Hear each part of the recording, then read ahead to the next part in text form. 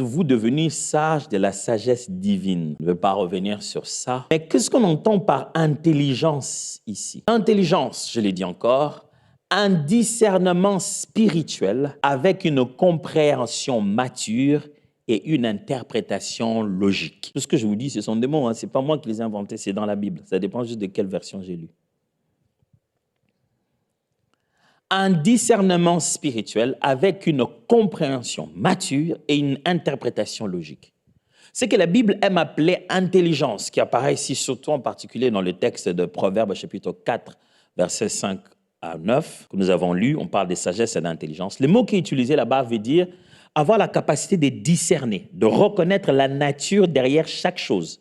Qu'est-ce qui anime ça? Ce qui se passe ici, qu'est-ce qui anime ça? Qu'est-ce qui est derrière? Derrière un feu, il y a un forgeron qui souffle. Qu'est-ce qui est derrière ça? L'intelligence dont parle la Bible ici, c'est la capacité de savoir sur quel principe les choses fonctionnent et le comprendre avec maturité, en sachant qu'il existe de l'équilibre.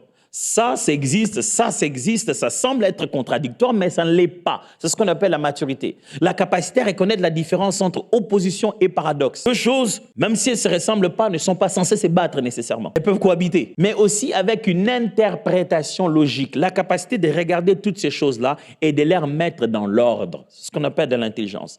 Je sais que c'est ça qui anime ce qui se passe. Je sais mettre en corrélation chacune de ces choses. Elles peuvent cohabiter sans qu'elles se détruisent. Je sais aussi comment les interpréter dans l'ordre, en posant chaque chose dans son ordre d'arrivée. Ça s'appelle de l'intelligence.